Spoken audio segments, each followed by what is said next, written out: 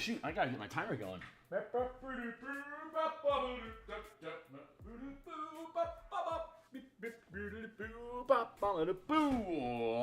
Hey folks.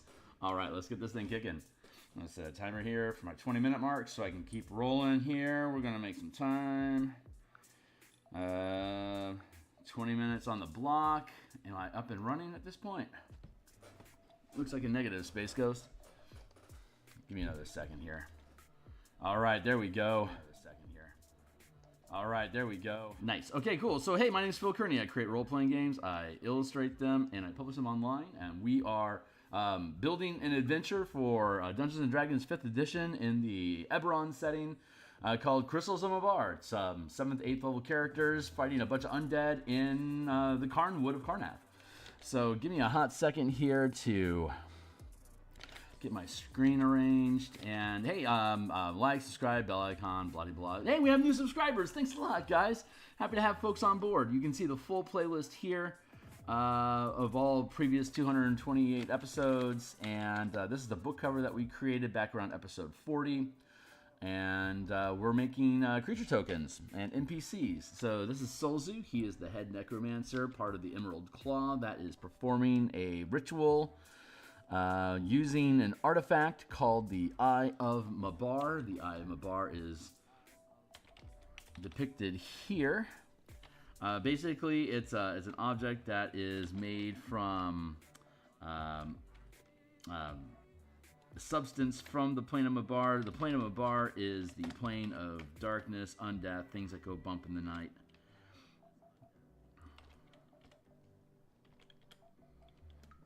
There. Nah.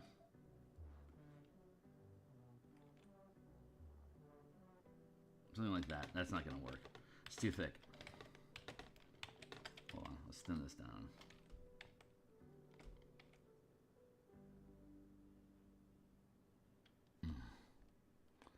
Where's my eye?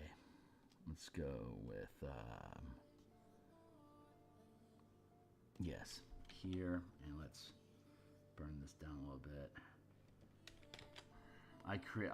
I stream 10 times per week on Monday through Friday in the morning like this. I'm making tokens for this Eberron adventure. Mondays, Tuesdays, and Friday lunchtime, I do game design for the new martial power system that I've been developing. It's currently in playtesting. It's coming along really nicely.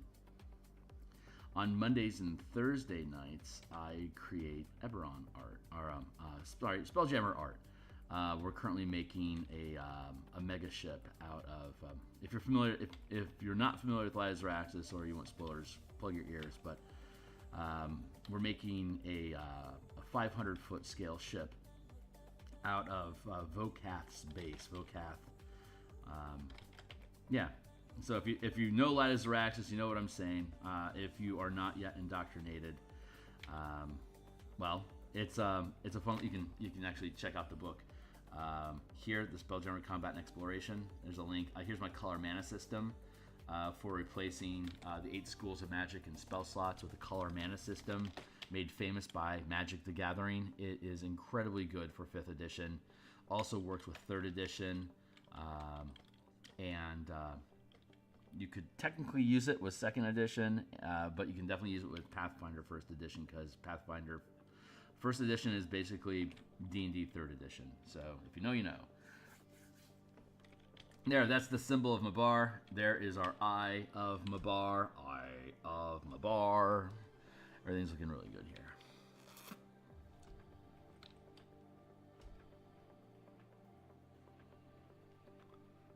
Let's clean this up a tick.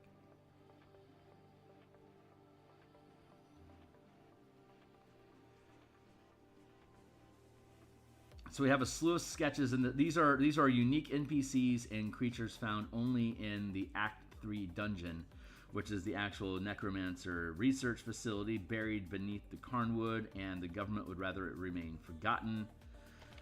Solzu was a military leader during the last war, and that gave him access to lots of research and development information that is in storage at Ader Academy, which is the premier college in Karnath for war magic and includes necromancy. So he knows where all the skeletons are hidden, pardon the pun, so he's raising them up, pardon the pun again, to his benefit. Basically, this is a cash grab operation. He knows that if he can perform the ritual with this artifact, he can create and stabilize a manifest zone that directly binds the plane of Mabar to Eberron material plane. As a result of this, it terraforms the environment that's stuck inside of this manifest zone. The reality of nature starts to bend around the plane. So the soil changes. There's exotic animals and plants that are spawning in the area that can all be gathered and salvaged, extracted for resources. Primarily, you can create, like instead of needing onyx gems to like speak with the dead or to raise the dead, you can just use soil from a bar. So the area that's inside of this manifest zone is being terraformed into Mabar soils. So all you gotta do is just go into the manifest zone, scrape up a bunch of dirt, go through the alchemical process, and bam, you now have material components for both rituals and spellcasting darkness and undead spells. So if they can get the operation up and running and keep it active, we're going to merge this group and then apply this mask. There we go.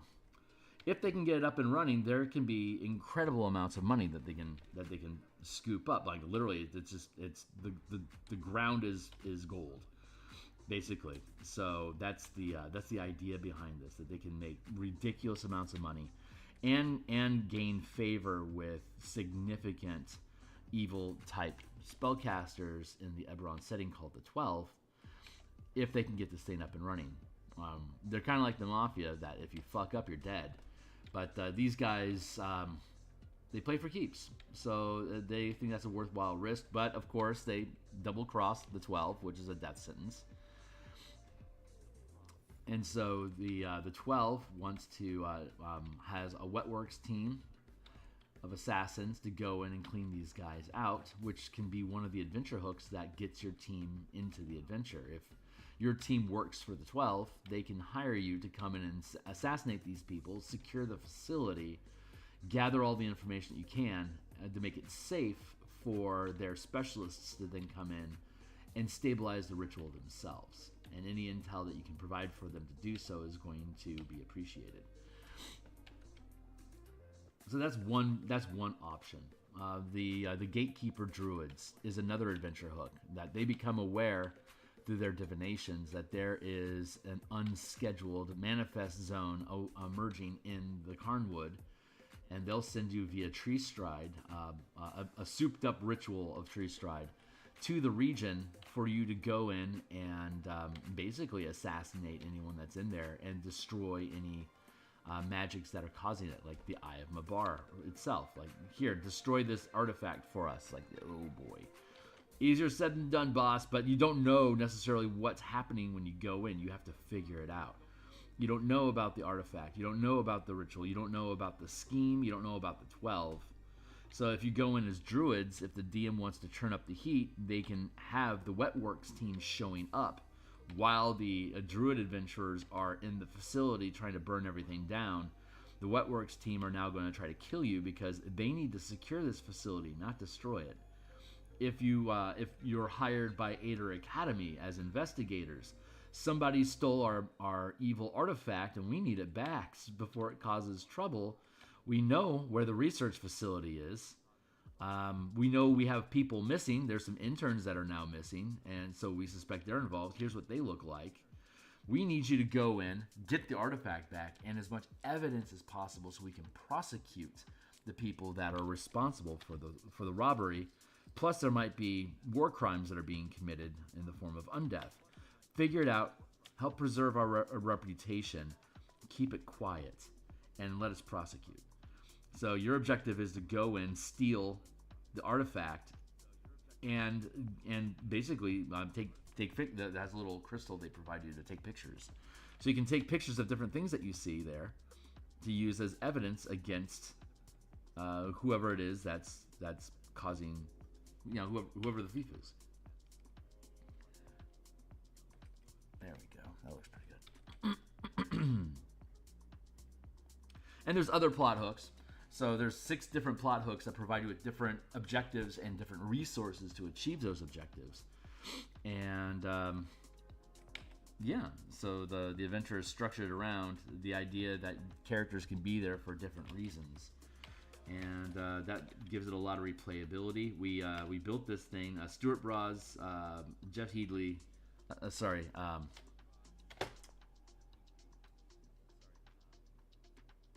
why am I blanking on your name, my dude?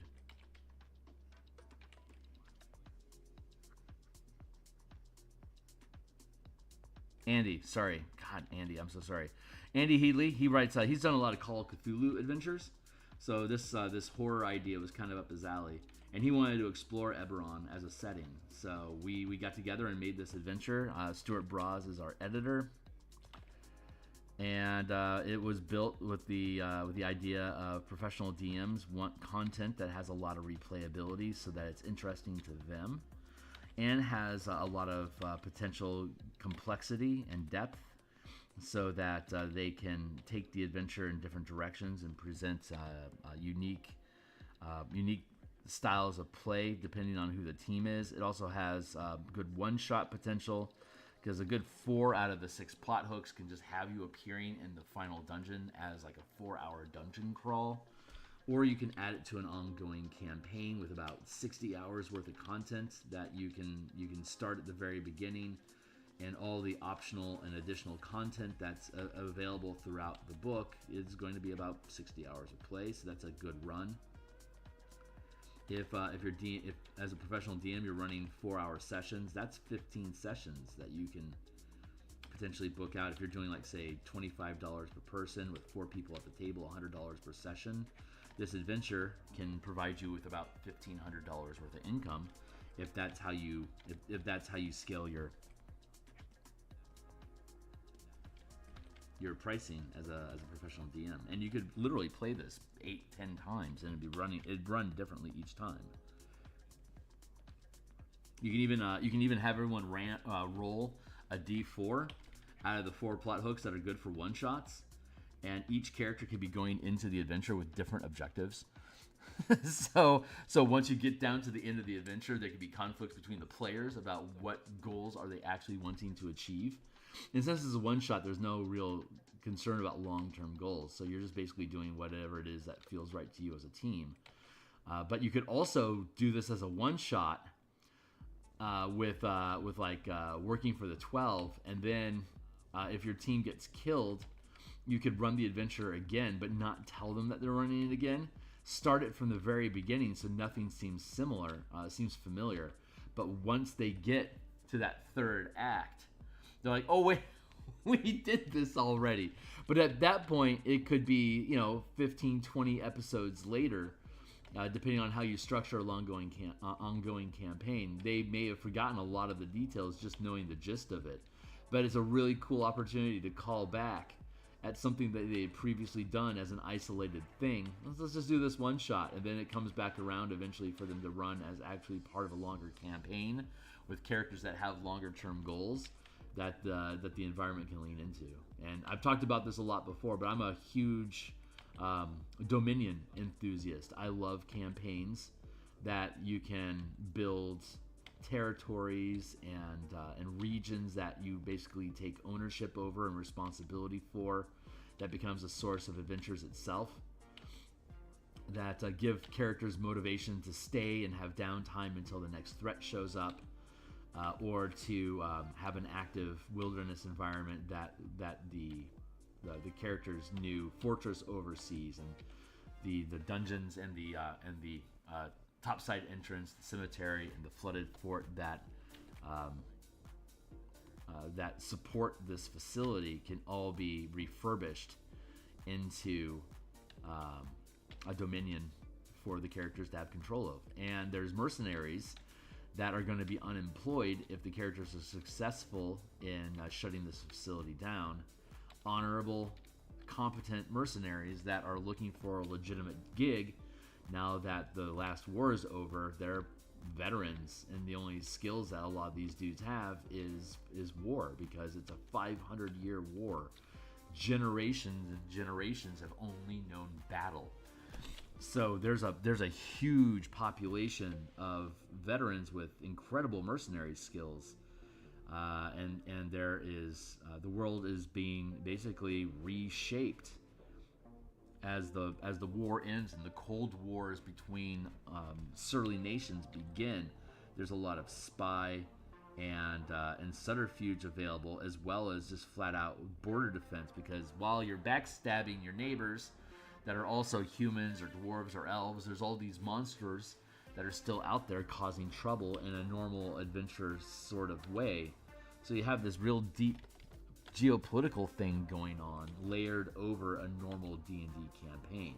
So there's huge opportunity for real deep geopolitical dives and conflicting factions, and the team staking claims in different on different causes and resources they want to have access to. That you can hinge a lot of that activity around what the team does inside of this adventure. You're presumably getting out, if you do it as a one shot as an 8th level adventure or a longer campaign of 7th or even 6th level. The long-term goal is that you get to 9th level at the end of the adventure, which is the same level that characters gain dominions in the first edition BECME format of the game, which is what I trained on. That's where I started back in the 80s. So my mentality is always towards dominion play. The reason we're delving dungeons in the first place is there might be a goal, but the meta goal is to accumulate enough gold and experience to be able to fund and maintain a domain.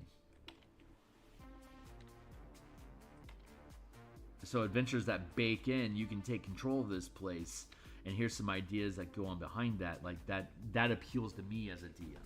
And I think it leans into, like, helps educate newer generations about, like, how can you scale out from your 4 characters delving a dungeon into being generals and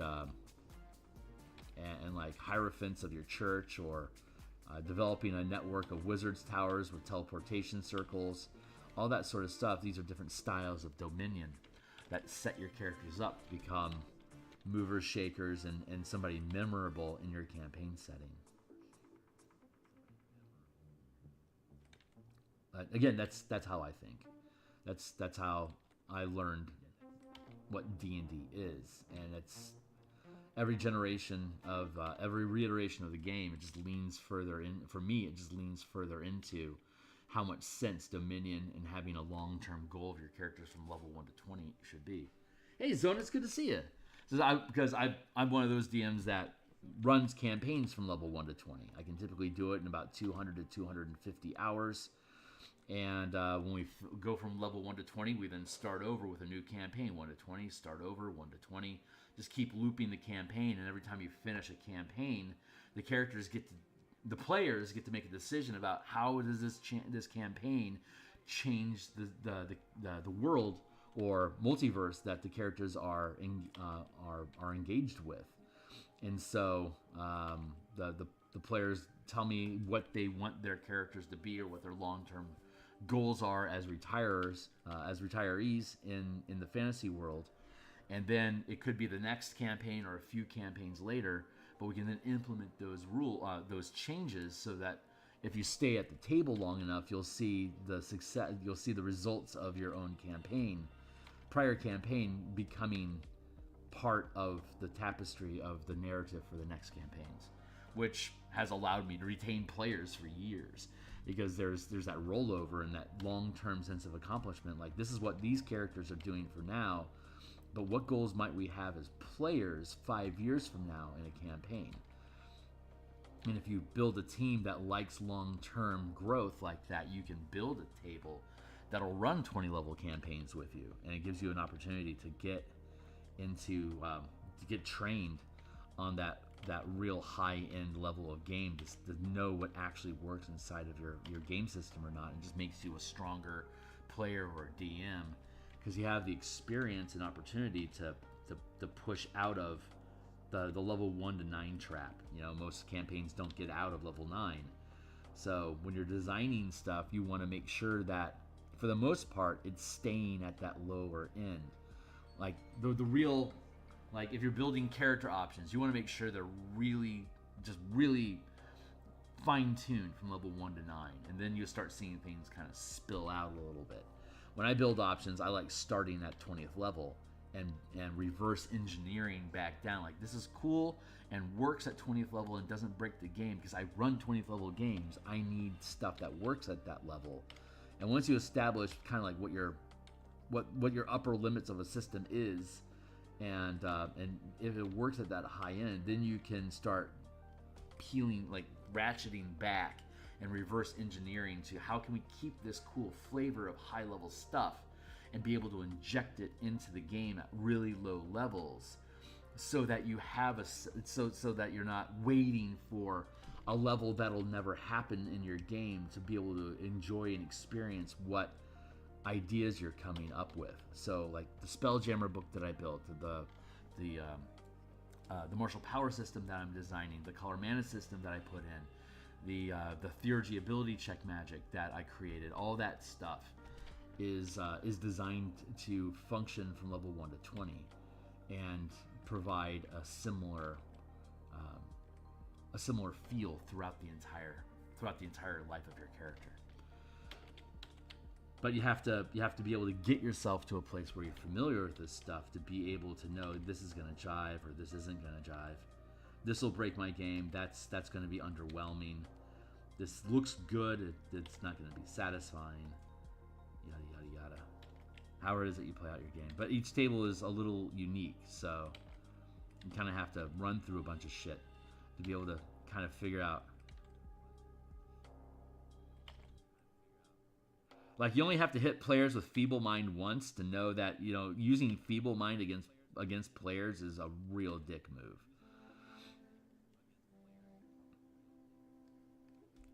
Disintegrating people before they have access to resurrection is a dick move.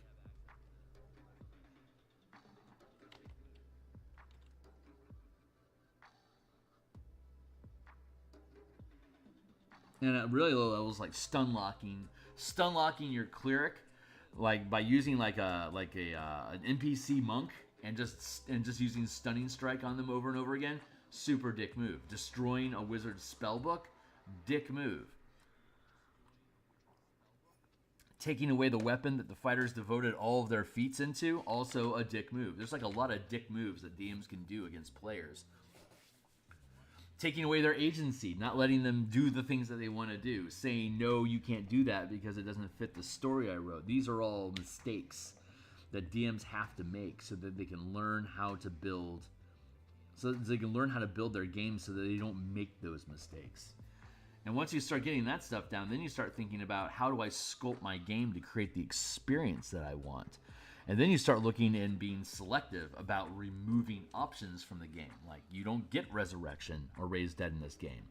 If your character dies, they're dead for good. So make some smart choices. Like, these are it was Teos Abade and Steve.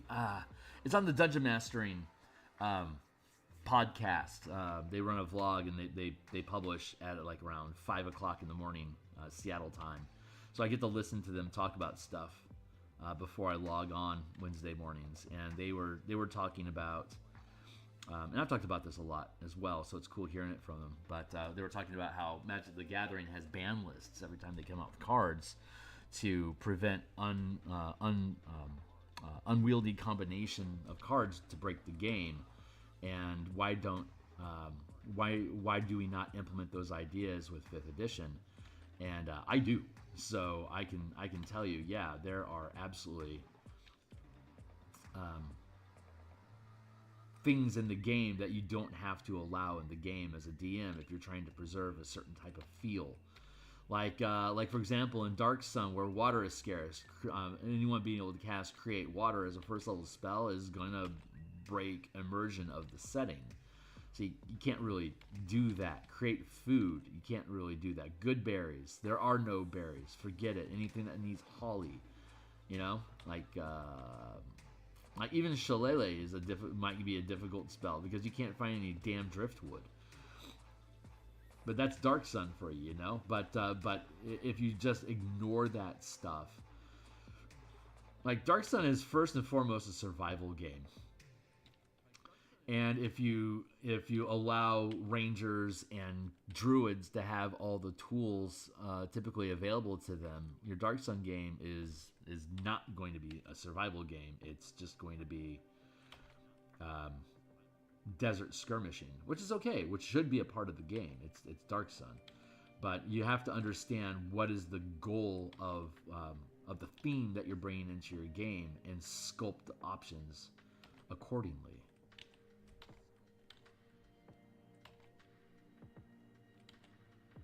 Like the Ravnica playtest that I'm running right now for the martial power system. It's in the Rubble Belt where none of the guilds have any power other than Gruul.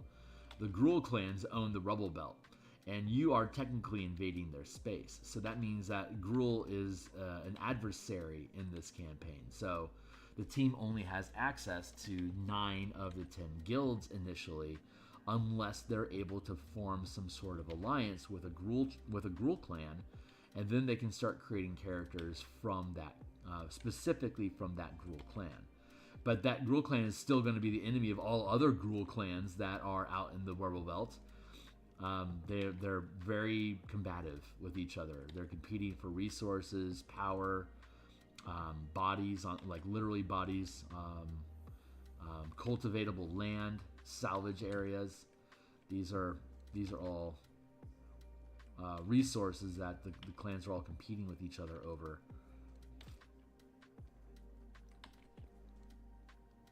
So they're as hostile to each other as they are to the other guilds, and none of the guilds are welcome in the area.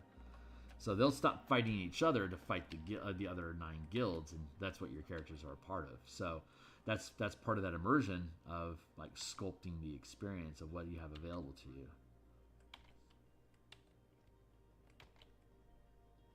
And it's a playtest, so characters don't have access to any full casters. The fullest caster they can play is a Warlock.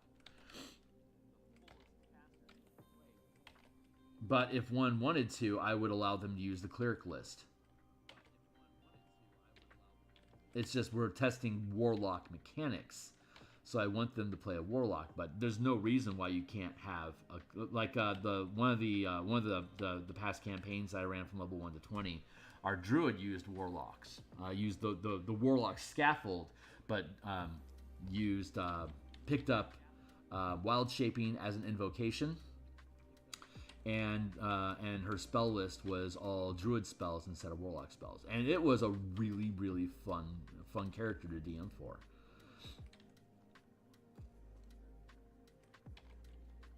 The game was highly focused around short rests versus long rests. So they all wanted to have short rest resources. So the Warlock as the primary caster made sense, but they had to have the resources from the spell list available to do what they wanted to do as well. So that's where that compromise came from. But that's a very custom solution that we ran for that campaign specifically. But that also made me really fall in love with the Warlock as a universal caster.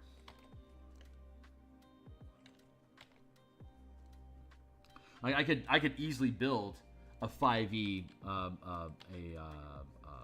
a 5e clone that got rid of the sorcerer, the wizard, the cleric, the druid, the bard, and replace them all with just Warlock, and then building out different subclasses and invocation sets based on what flavor do you want, primal, divine, or arcane, and then have like meta magic can be an invocation versus wild shaping. So it'd be easy to bend that system around like that.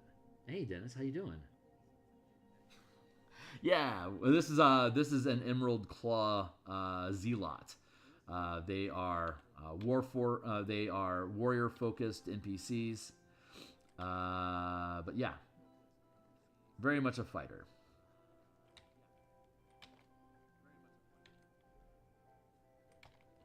And the main martial boss, like the mini boss, one of the lieutenants, the Houndsman, he is an evil beastmaster that has a pack of shadow mastiffs as his animal companions.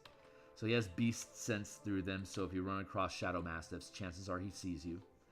And he can use his action. He can tie his action economy in with the shadow mastiffs when you catch him in combat. But he's also heavily armored. So he's like a hybrid between like a battle master and a beast master.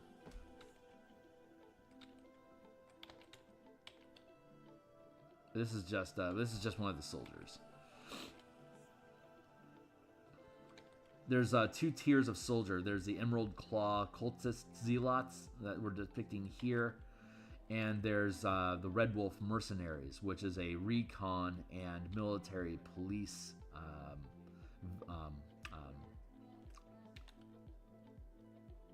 mercenary guild formed from retired veterans from the last war.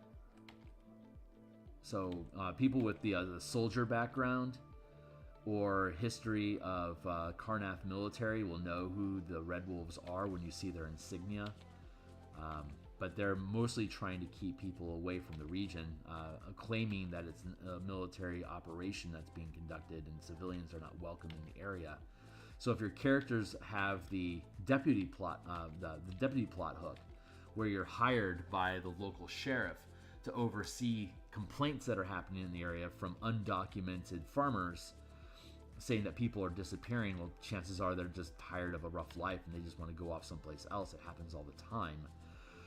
But there could be a legitimate problem that needs addressing, so they hire your team as somebody that's willing to do some grunt work for the government and go check this place out. And when the team realizes there's necromancy and cultist stuff going on, they can start interacting with the mercenaries. They're like, yeah, we didn't know this necromancy stuff was going to be happening, but we're kind of in a contract, and if we break this is like a really solid gig that unfortunately is being paid for by Emerald Claw cultists. So if we back out on them and it gets them killed or something bad happens, then we could not only lose potential gigs in the future, but we could also have assassins showing up to our house to kill us. So we need cover and plausible deniability, so that we can get out of this necromancy death thing and still have a career in the future, which leans back into the domain style. If your characters take over the facility and make it their base of operations, you have an army of mercenaries that are looking for someone stable and honorable to work with. That's a ready source of NPC soldiers for you to develop as your own military force, if you're into that style of play, which I absolutely love. I've got a 60-page document for mass combat using 5e. Like, if you've checked out my Spelljammer book, you can the big pull of that book is you can have ship combat using the same 5e combat mechanics you already know how to use as players in a dungeon, except that all the rules are being applied to your ships at the 500 or even 50-foot scale instead of characters at the 5-foot scale. But that whole supplement was built off of the mechanics that we have for mass combat. It just, instead of having a legion of 100 characters, NPCs fitting in a 100 by 100 foot block, in a 10 by 10, 100 5-foot squares in a 500 foot block, a 50 foot block, or 10,000 in a 500 foot block. Instead, it's a ship that fills a 50-foot square as a single unit of that size, but it uses the same scaling. Or that is to say, the mass combat system that I developed takes a 500-foot ship and breaks it up into smaller, like 50-foot, like a 100-foot grid of 50-foot squads. So you can go in either direction with mass combat of multiple characters, or build out vehicles and have tanks and warships, and in this case Spelljammer ships. But it all uses the basic same mass combat mechanics that we developed over the course of 2 years. It's just Spelljammer was the most immediate need that would fulfill my dreams as a 16-year-old kid buying the Spelljammer box set. I just loved making ship plans and designing systems, and 5e is by far my favorite game engine for role-playing games so far. So it was, and the DMsGuild allows me to publish content related to Spelljammer. Of course, that's the trigger that I want to pull first. But now that I'm trying to get that out of my system, I can then go back to the actual full mass combat rules that we have and build those out for use in this Dominion style play. I've got a 60-page document for mass combat, and I also have a 60-page book for creating guilds and kingdoms that use downtime system mechanics of ability, basically group checks, to be able to rule over a kingdom or operate a guild of any size. And it just uses the same ability check system, basically group checks, that have existed since 4th edition, but being reformatted to a level of these ability. The results of these ability checks is going to affect an entire nation of people over the next, say, 100 days. Because 5e is my favorite game system, and I've had so many prior systems expressing D&D in different ways, it's pretty easy to be able to reimagine how the older game, like the Dominion style of ruling a kingdom. Adam Hancock had a pretty cool book called Balduran's Guide to Kingdom Building, and he was my editor for Spelljammer, and he's penciled in as my editor for the mass combat system, as well as the Guilds and Kingdoms book. It's just going to take a while to get there, but I'm playtesting the Guilds and Kingdoms stuff at my home table right now in the asteroid mining operation campaign that I'm running for Eberron. Like I said, I run through 1 to 20 campaigns level 1 to 20 every about 200 some odd hours, and we start something new. And so the new thing that they wanted to start was an Eberron a Spelljammer campaign. Since I just created the Spelljammer book, what a fun opportunity. So that's what we have up and running right now. And it's allowing me the opportunity to really test the guild mechanics that I built for their mining guild operation. They're mining asteroids in orbit around the planet. And that provides opportunities for us to have space adventures and creatures from beyond wild space to attack the local system. And I'm messing around with this helmet. I'm not sure what I want.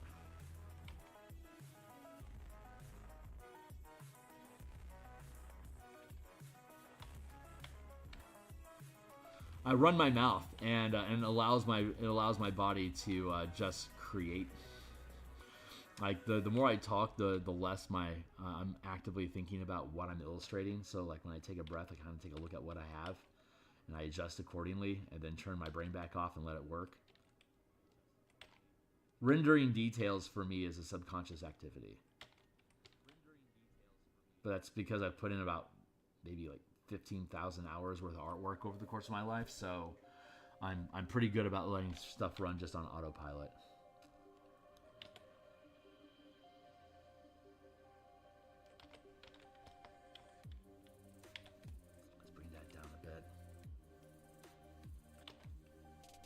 I reserve the right to throw this entire thing away and start over. And I say that as a subtle threat.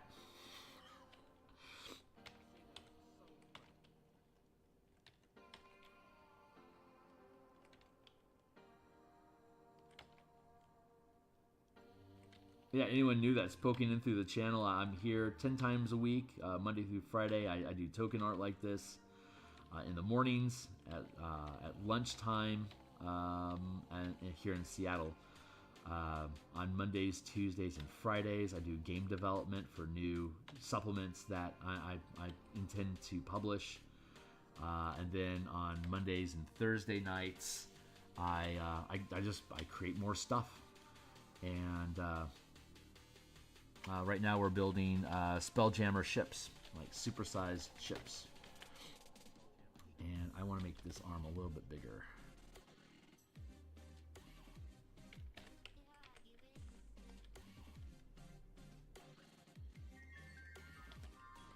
I hear you. That's my timely timer telling me it's time for me to update my timer. I got a 20-minute timer here that I roll through. I get 7:15 here now, so I've got 40 minutes left. So 2 more timer pops, and then I gotta go.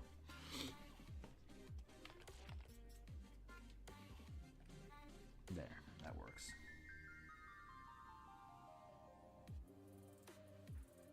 The further away, the more of the body of a token you can see, generally the less important they are. The closer you zoom in on who they are, and so you can see their face, the more important they tend to be. Because the more you can see their face, the more you're supposed to have social interaction with them. At least that's how I code my tokens. Other people may do differently.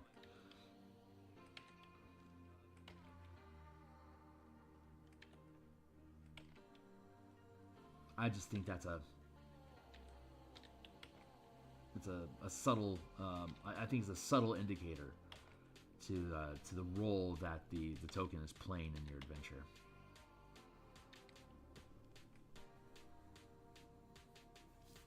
I don't know if I like this at all. I'm going to drop this down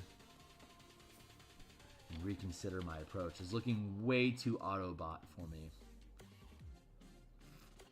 I need to simplify that armor because it's way too intricate for a foot soldier.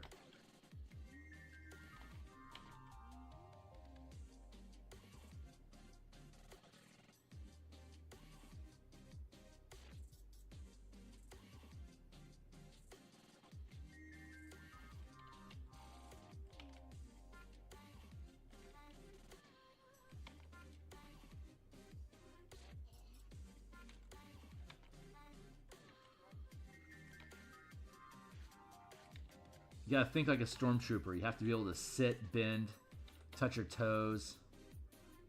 The armor has to be practical as well as protective.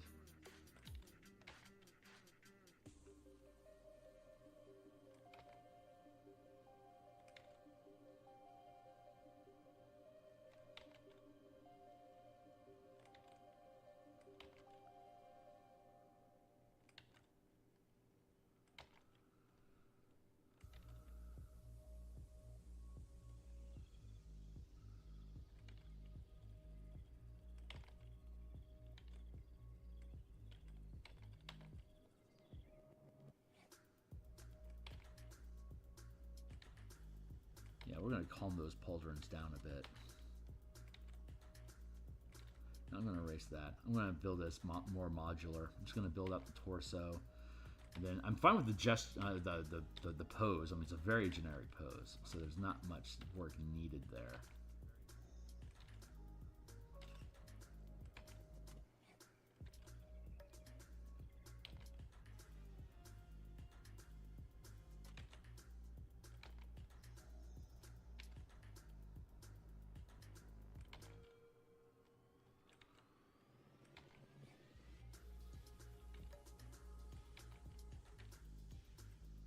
I get to play my Spelljammer game tonight, and Saturday I get to continue the Martial Powers playtest at 3rd level. I'm excited about both of these campaigns.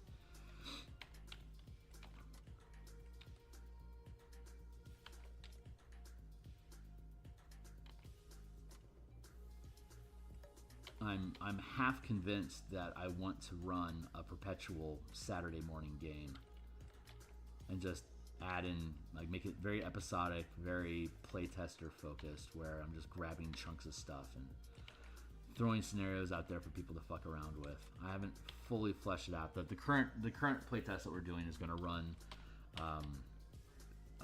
from basically now into the expectation is to run into August. And currently it's Saturday morning, but it could be Monday night, it could be Thursday night. I leave it up to my Discord channel and my Patreons to decide when the game actually runs. And there was more votes for Saturday morning than anything else, so that's what won the game being Saturday. But the playtest is going from level 3 to 9, and we're skipping every other level. So it'll run for a month at 3rd level, then 5th level, then 7th level, then 9th level. And at that point, I'll gather all the information that I need to make sure that the product is solid. That'll end in August. The actual, the revised player's handbook is scheduled to release in September, assuming there's no delays. And if that does stay on course, then I'll be able to see what changes they made to the classes and implement those revisions. But the actual power system that we're playtesting right now isn't going to be affected by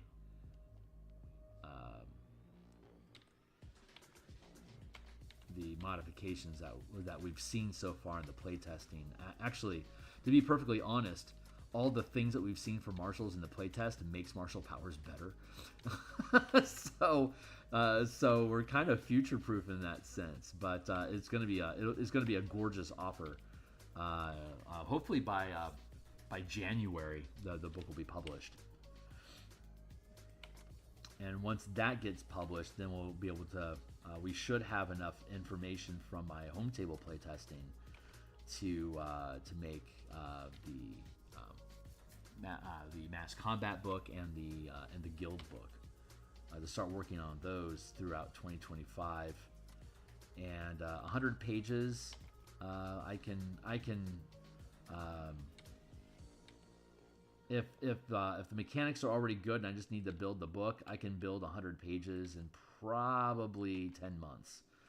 Like 10 pages a month of like writing, artwork, layout, finished. 10 pages per month is probably reasonable for a fill right now.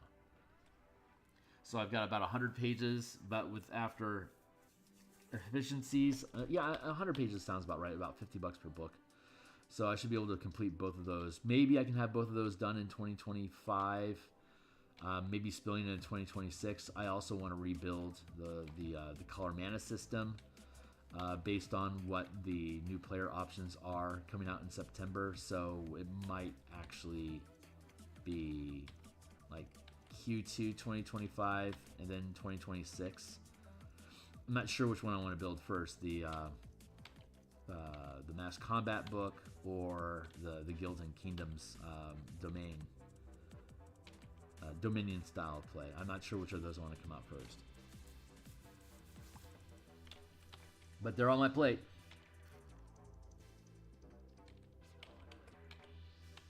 So that's my itinerary for the next few years anyway, for anyone that was curious. That's the stuff that's coming down the pipe from my workbench. So anyone that's out there that's checking this out, if these ideas are cool, stick around because we'll be doing it all on stream here with you. Because like MCDM says, no one is out there building games online.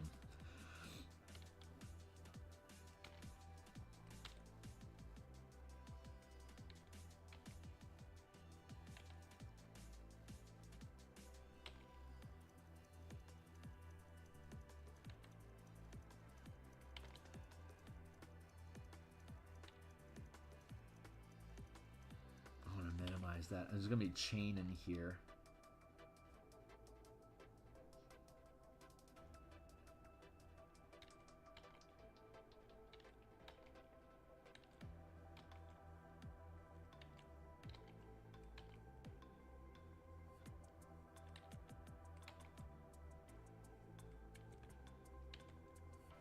I have to build this. I can't have it creep in. I have to have it fan out.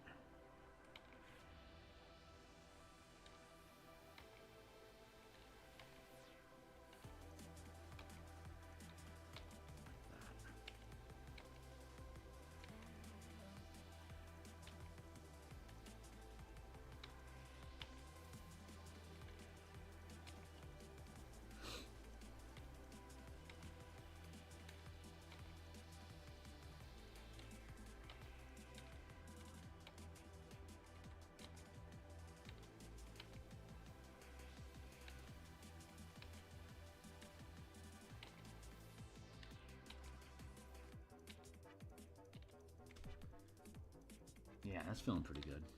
Straighten that out.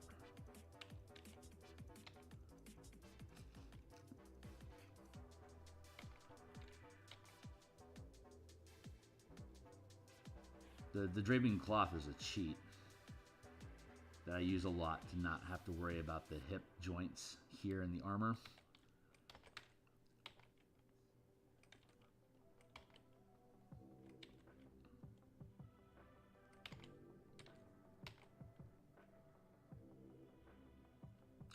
But it's acceptable because it's actually a thing. Like chain skirts like this underneath plate armor is like historically accurate.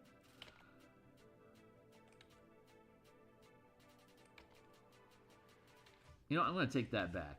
I know that it's depicted fairly often anyway, and you know, they also call studded leather, like they call brigadine studded leather. So, I'm going to go ahead and recant that real quick before the grognards show up and actually at me too much.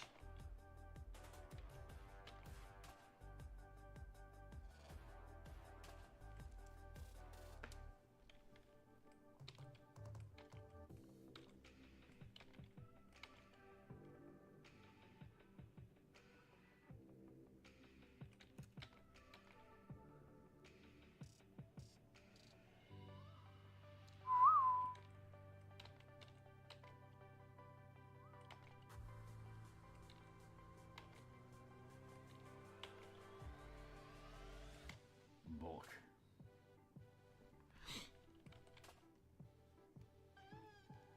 Yeah, when you build armor for it to sit on somebody's body, it gets bulkier. It gets bulkier fast, as opposed to like skin tight power armor, like Iron Man stuff, where it's built to fit the contours of the actual body, and it's like a metal skin. Very, very different.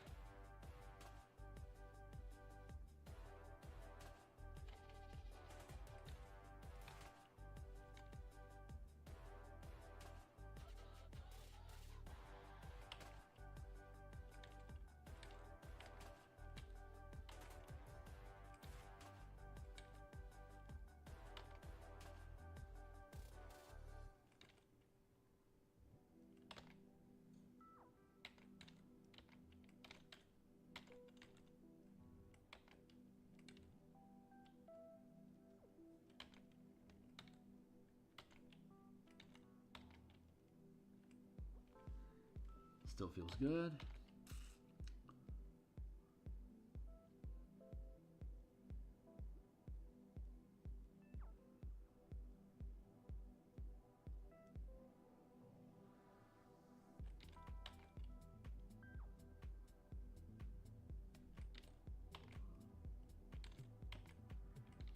That's all going to be chain underneath there.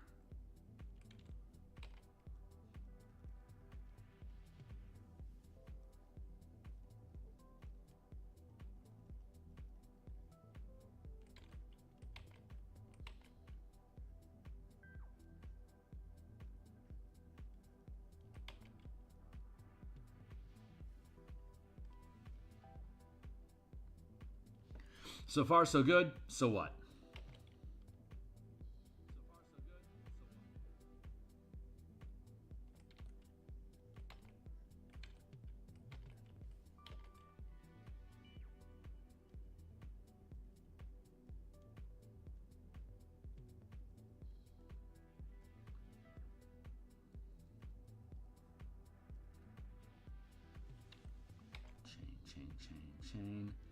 Chain. I've been thinking about Descent into Avernus a lot lately because I really the Spelljammer mechanics that we built were derived from the Infernal War Machine vehicle mechanics that we had developed to complement the mass combat system that we had built.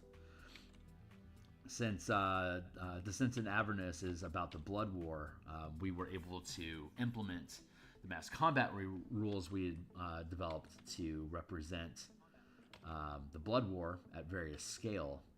And the Infernal War Machines are basically like 50-mile-per-hour trucks that kick across the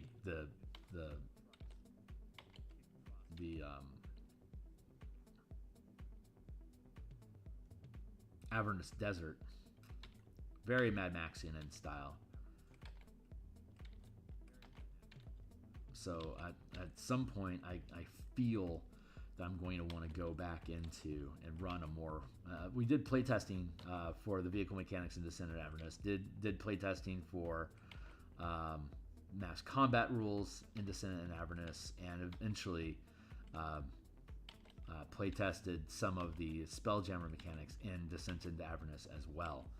So at some point, I think I want to go back and actually run DIA as a Dominion style. Basically, it's the team gained control over Elturel, chained over the River Styx, and demons were attempting to siege the city to take it for themselves and gobble up all the delicious souls that were trapped there. The devils were trying to defend the city from the demons so that they would be able to gobble up all the souls themselves. And while this conflict is happening, the players have an opportunity to fight both of them off of the city and keep the city free for themselves.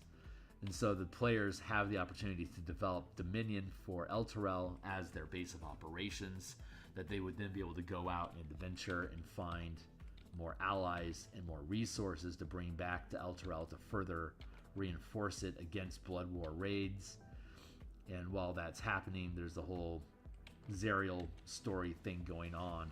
But Zariel becomes more of like a background radiation threat in this Dominion style that like you're going to have to deal with her someday.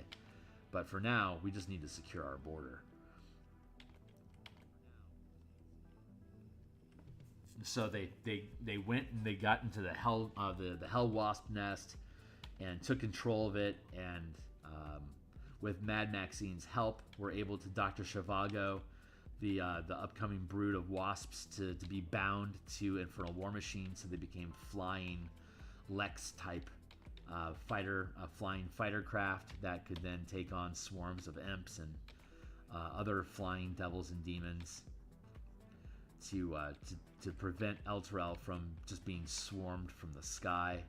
So they were able to secure their airspace around Elturel, which left only the chains as a means of climbing up into the city, which they then defended with siege weapons that they stole from Zariel's army. So they were able to keep the sky clear, keep the chains at a standstill, and it wasn't. And once they secured all that, that's what pisses off Zariel enough to come in with her flying blade, which is a 500-foot spelljamming vessel. And at that point, the team had their own spelljamming vessels. Like they had a Scorpion ship that was built from Mad Maxine's help, as well as a donation from Grazit, who was an ally that you can acquire during the course of the adventure by doing tasks for him. And so by the time Zariel showed up with her flying blade, the team had a suitable vessel to be able to fight against. And that was the end of the playtest.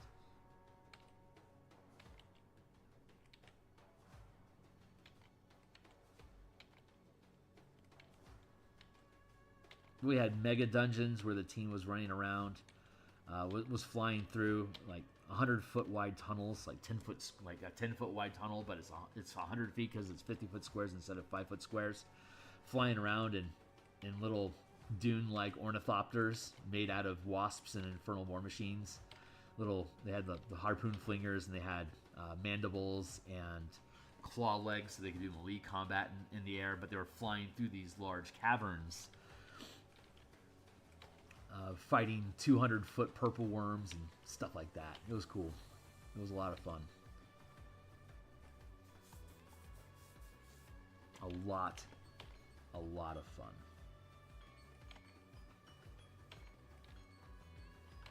"20 minutes left on my clock." I'm going to turn off my alarm there. No, there we go. Snooze it.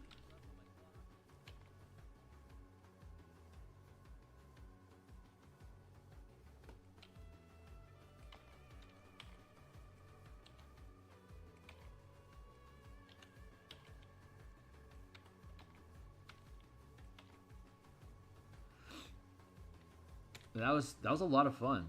Playtesting does really fun adventure stuff.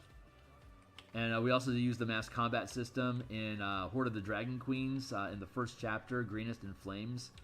We used the mass combat rules to basically chase the dragon away and defeat the Cult of the Dragon horde that had overtaken the city. Basically, they gathered up a militia of parents that had their kids stolen to fight back and free their kids from the cultists, which got the team on the radar of the cult as a problem. They almost killed the blue dragon, so that's going to get them. That's going to earn them hate. So the team really set themselves up from the get-go of being here, even though they're only first level, using the mass combat rules. They were able to establish themselves as a threat inside of the campaign to the antagonists. So that just opened up and led them into the plot. We're on their radar. We need to defeat them before they find us and kill everything that's important to us. So that puts the team on a subtle timer.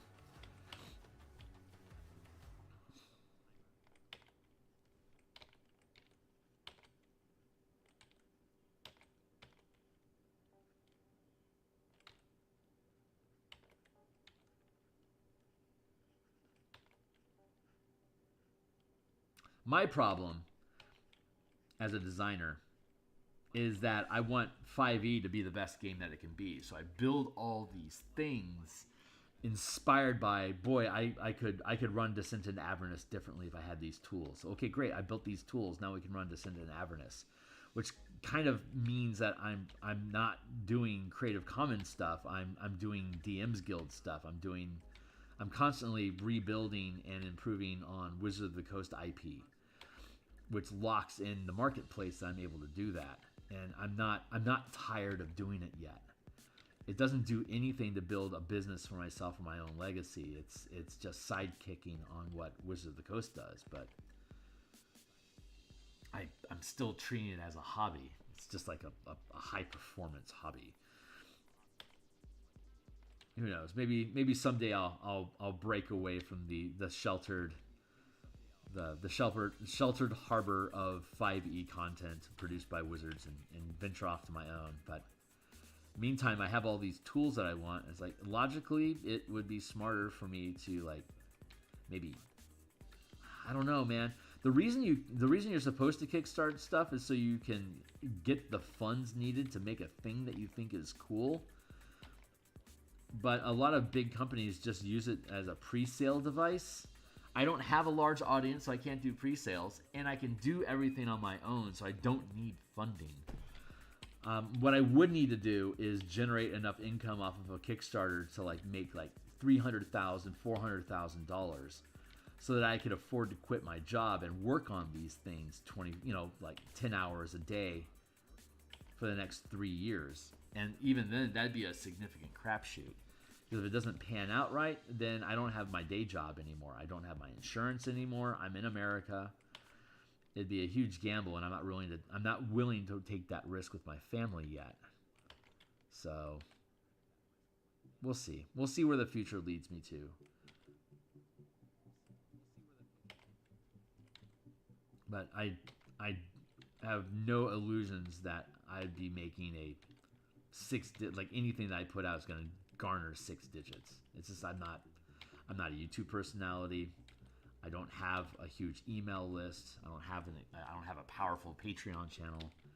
I'm just some nobody. I'm just some nobody making games.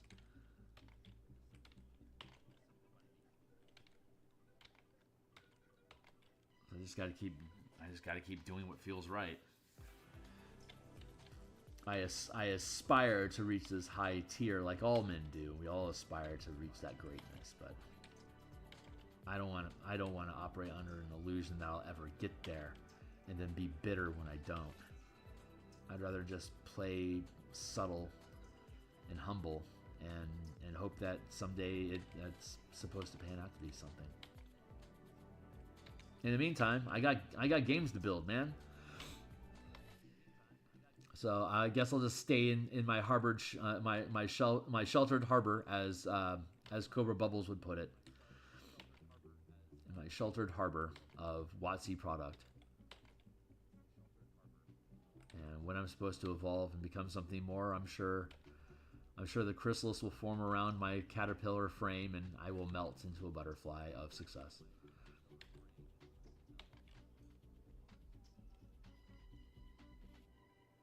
But until then, we keep farming and feeding. Like, I don't even have the time to build. I don't even have time to like do a proper newsletters. Like, why would people give me their email address?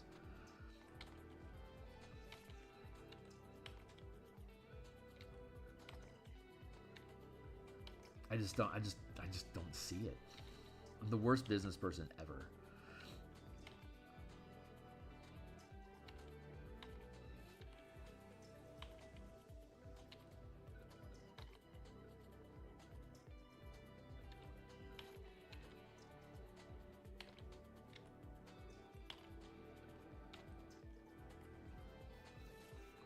I like how all this armor is sitting. This is really nice. Okay, cool. Let's make a... Yeah, I've still got 15 minutes left. I feel like I should take a sip of water.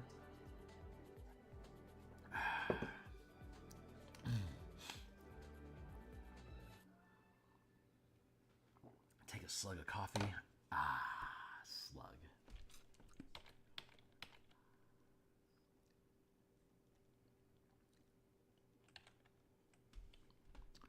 Let's drop this down a bit.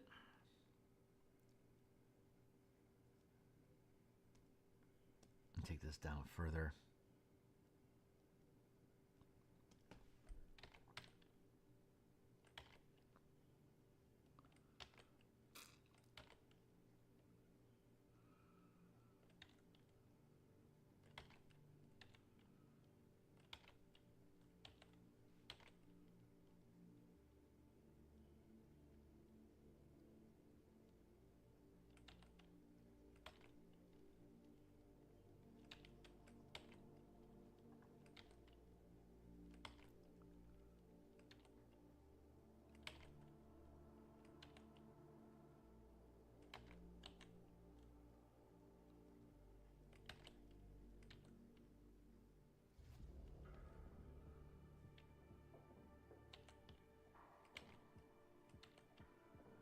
Bring this down a bit.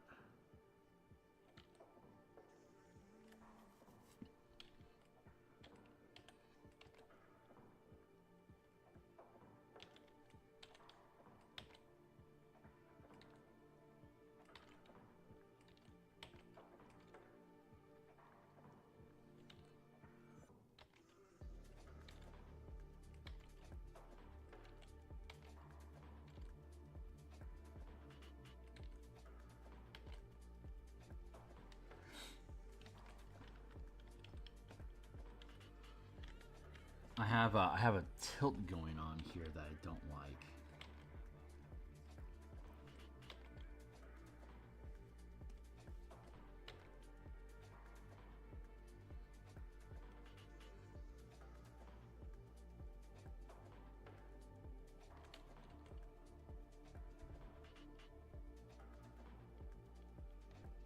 There's some real old school Elmore vibes going on inside this armor here.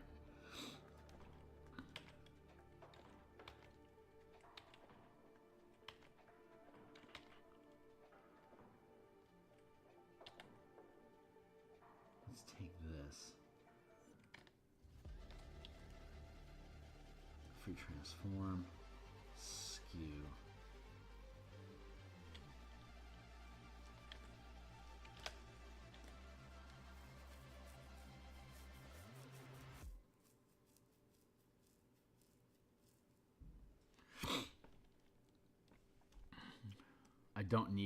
I don't feel I need an exotic, interesting pose for this mook. There's grunts. Giving them exciting action poses, I feel gives them a higher value than they deserve.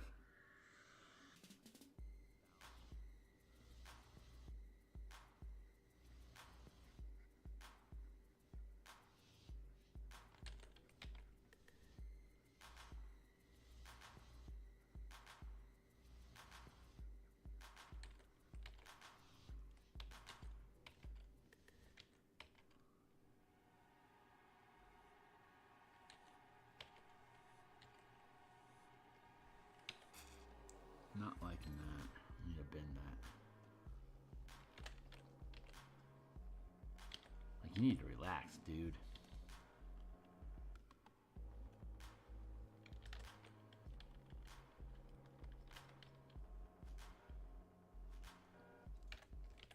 Better.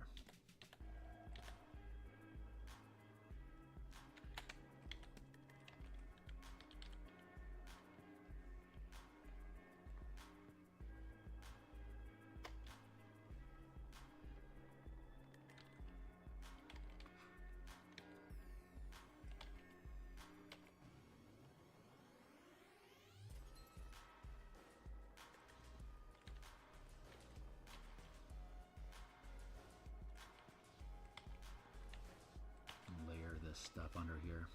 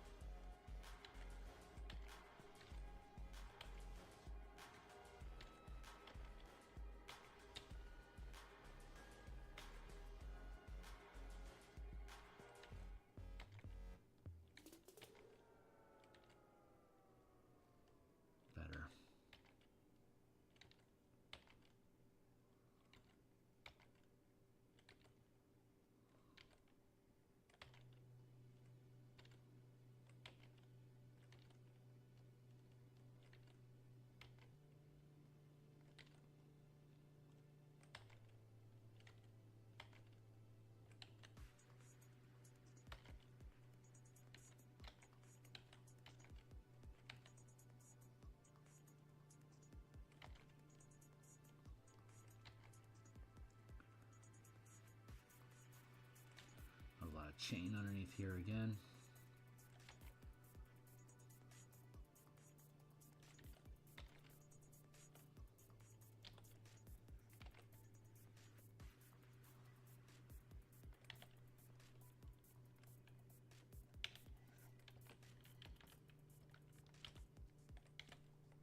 A little too dead.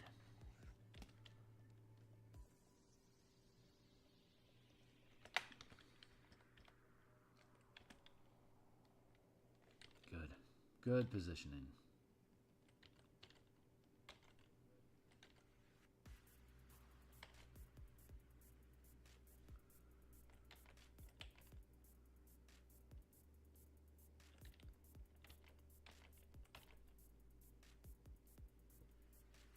Chain.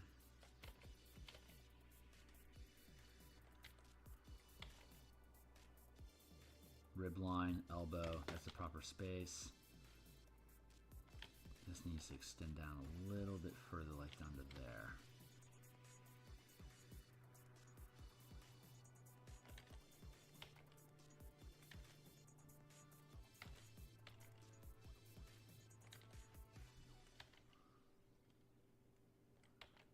Yeah, basically like that. I need to have that armor curl around like this.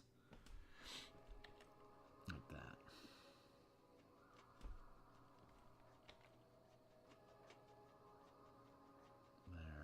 Better.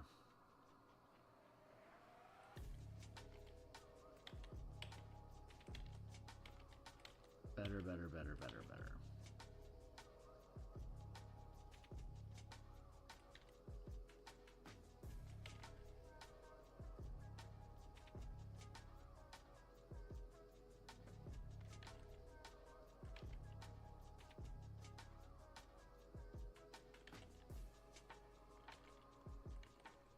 chain. That chain adds bulk in here. Also simplifies the body. Reduces the anatomy load.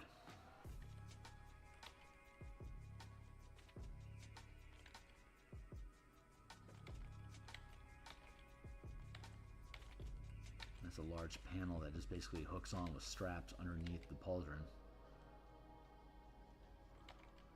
Kind of like blinds. Like wooden slat, vertical blinds.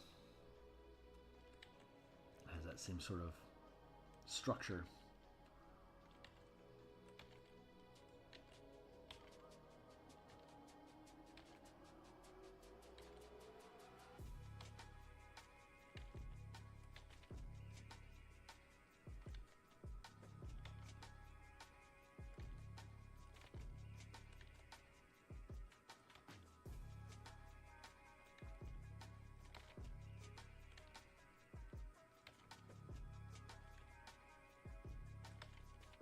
Very samurai sort of feel to it. I like that. I like that bulk though, but the whole frame feels a little off. Like it needs to be back a touch. It's these hips here that feel off, actually.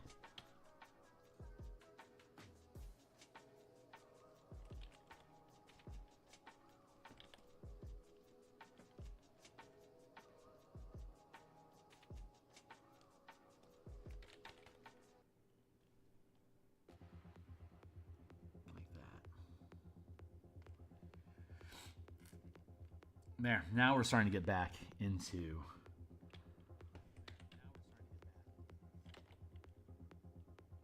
a good creative space.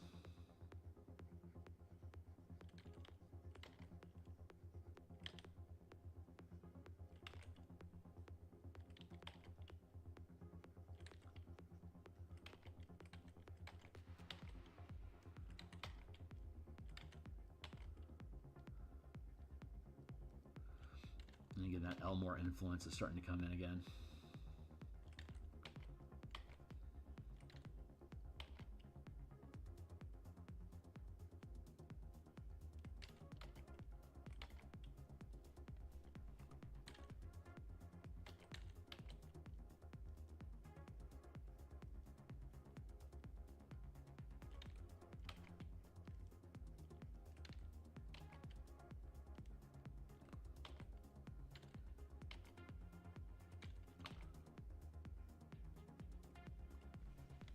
What's up? Hey, Gob.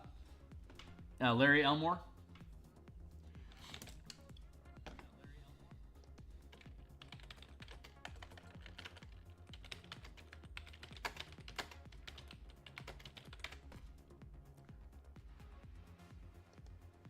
I had this as a poster on my wall.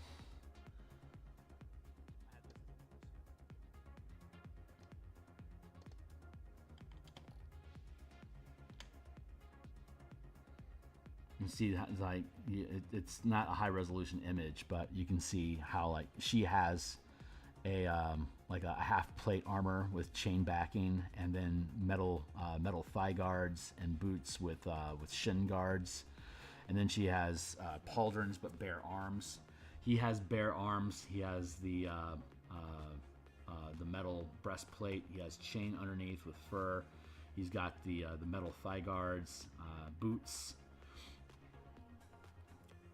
Like that's how Elmore expresses art. Like he's like always doing half plate with chain underneath it, and that's has a lot of mobility. It feels like if Conan had would put a shirt on occasionally, it'd be like that.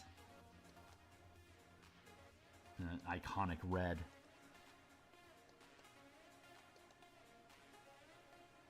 See, chain shirt. You don't have to have it expressed here, but this guy's like really low on armor. But God, it's so iconic, so fucking iconic. Larry Elmore is. I had like 3x4 posters of his stuff, like just lining my walls. I bought 2 copies of the Art of Dragonlance. There's like 100 different like full page paintings that were in there from like different book covers and interior stuff. I bought 2 copies of the book, one to keep the book, the other one to cut all the pages out, and I just lined my walls with those paintings. I would just stare at them. over and over while I was doing D&D prep or artwork. Just obsessed with Elmore, Clydewell, Parkinson, Easley. Those were my big five.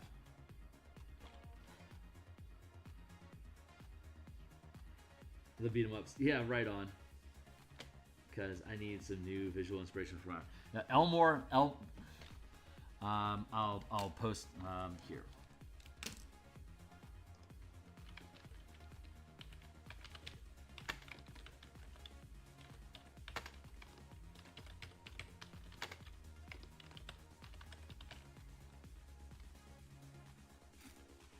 Yeah, those are my big four.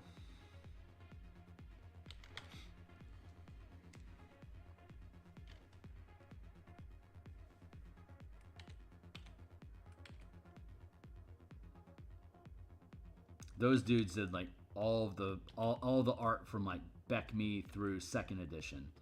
They went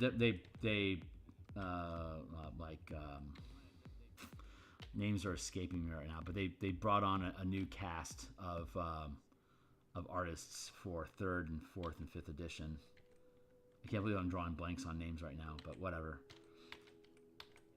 But very, very different vibe. The Dungeon Punk vibe of 3E plus is a very, very different style from the more mortal depiction of heroes in first, second Beck Me. I'm going to have to cut off that arm there, bring that in.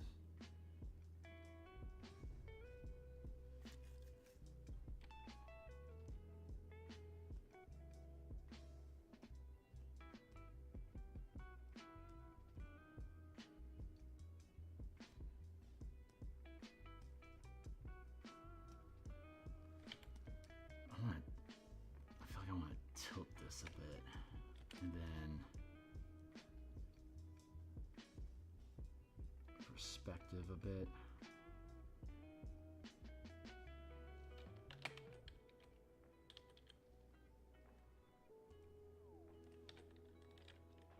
Yeah, there we go. That feels better. I'm going to take this arm and lean in a little bit more.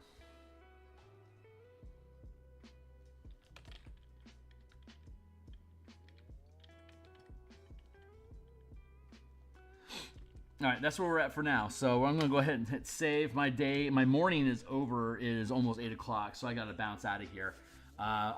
It's Wednesday, so I'll be gaming tonight. So I'll be back tomorrow morning. I'll be back tomorrow night. I'll be back Friday morning. I'll be back Friday lunch. And then I have playtesting on Saturday. So that is it for now. Thanks, guys, for showing up and hanging out. Appreciate you. Anyone else? Hopefully I'll see y'all in the future, too. See you guys soon. Laters.